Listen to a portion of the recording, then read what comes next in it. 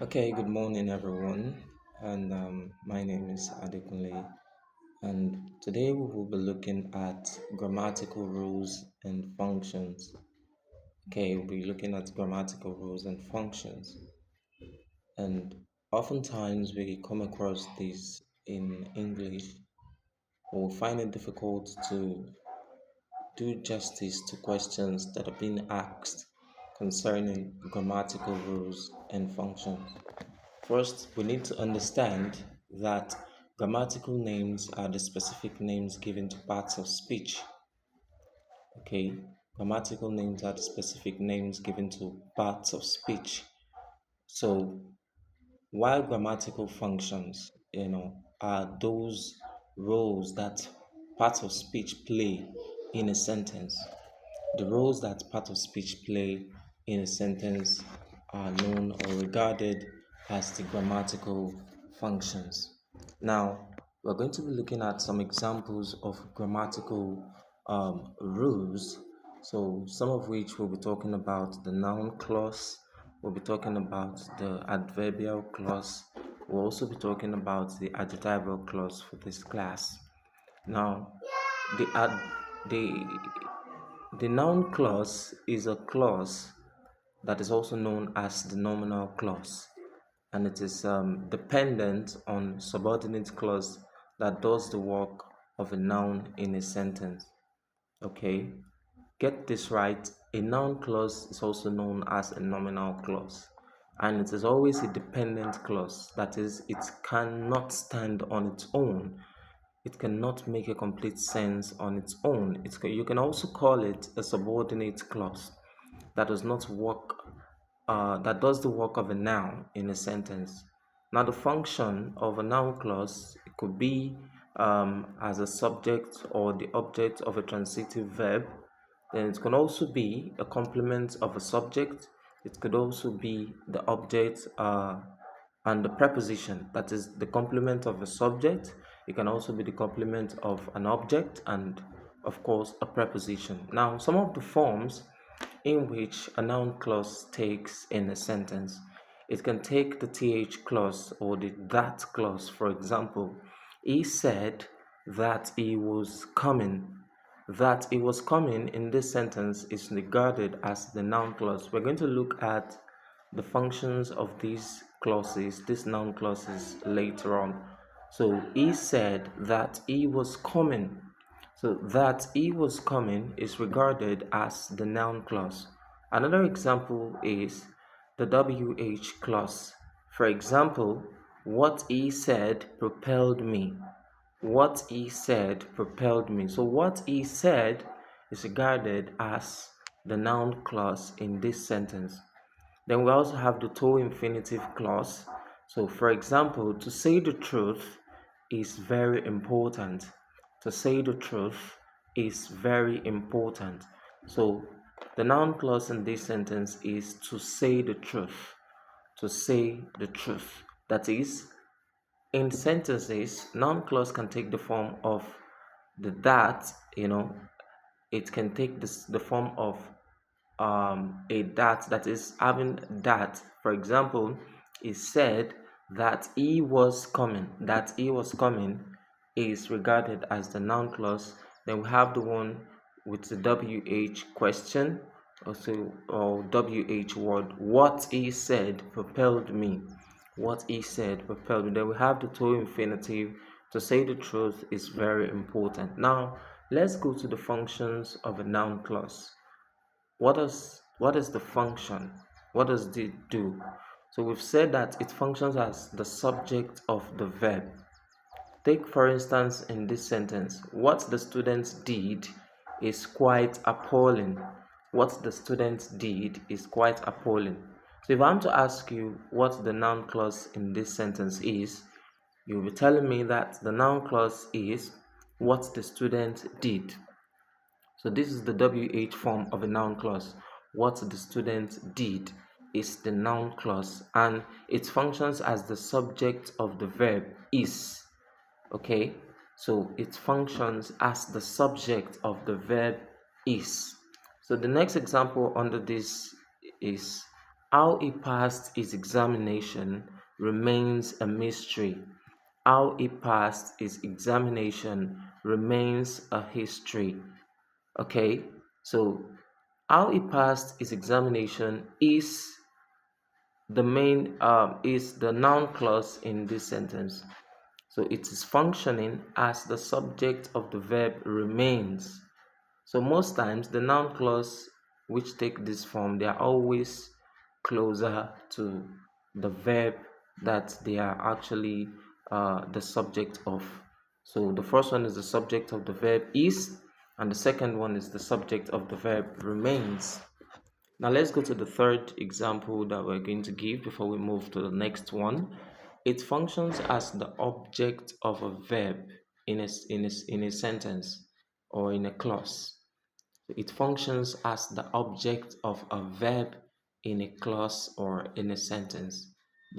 It functions as the object of a verb. So we need to understand that when we say subject and object by now in English, is the subject is the doer of the action, the person or the thing that carries out the action in a sentence is regarded as the subject, while the sufferer of the verb of the action in a sentence is regarded as the object in a sentence. So a noun clause can also function as the object of a verb.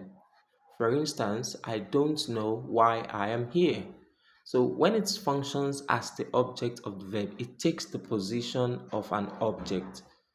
So it's always towards the end of the sentence, unlike the first one, which is always towards the beginning of the sentence. That is the function of subject of a verb. If it functions as a subject of the verb, it is always likely to start the sentence. Okay, and if it functions as the object of the verb, it is most likely to end the sentence. So I don't know why I am here. So why I'm here is the noun clause, and it is functioning as the object of the verb don't know. The object of the verb don't know. Then the next example is the man said that he was coming. The man said that he was coming. That he was coming is the noun clause, and it functions as the object of the verb said. It functions as the object of the verb said. So that's so other functions of the noun clause could be it can form as the subject of the complement. It can also be it can function as an object complement. So it can also function as a complement of an object or a preposition. Also, it can function as an appositive. So all of these are the functions of a noun clause in a sentence. So because of time, let's quickly move on to the adverbial clause. So this is another grammatical name, and we're also going to be looking at the function. Now, an adverbial clause is a dependent clause also, so it cannot actually stand on its own. It's a dependent clause that functions as an adverb. It modifies a verb or a verb phrase and an adjective, and of course a fellow adverb. So there are different types of adverbial clauses. We have adverbial clauses of time, we have adverbial clauses of place, we have adverbial clauses of manner, reason, condition, concession, etc. like that. Now let's look at some of the examples and how it is formed. For example, it was raining when I woke up. It was raining when I woke up. So when I woke up is the adverbial clause in this sentence. And if you look at the sentence, when I woke up has to do with time. So this is an adverbial clause of time. And the function of this is that it modifies the verb phrase was raining. It modifies the verb phrase was raining. Another example is he died because he was stabbed. So this would be an adverbial clause of reason. So it modifies the verb died. So because the reason why he was stabbed is because he died. Okay. So another example is the incident occurred where three roads meet. So this has to do with place, adverbial clause of place. So it modifies the verb occurred. Then Tammy sang, Tommy sang as if she was hungry. As if she was hungry would be regarded as an adverbial clause of manner. Adverbial clause of manner, it modifies the verb sang. Okay, it modifies the verb sang, etc. like that. Now, the last aspect we'll be looking at is the adjectival clause. Now, the adjectival clause is a subordinate clause also, which gives more information about the noun or pronoun in a sentence. It refers, uh, it's a, it's it's an adjectival clause and it's a subordinate clause also, which gives information about the noun or pronoun it refers to in the main clause. Okay, so to identify an adjectival clause, we have some markers. We have some words that could be used to identify an adjectival clause in a sentence. Words like who, that, whose, whom, which, what, and some compound words such as whosoever, whichever, and whatever. So all these words are used to determine, they are used like a determiner for adjectival clauses.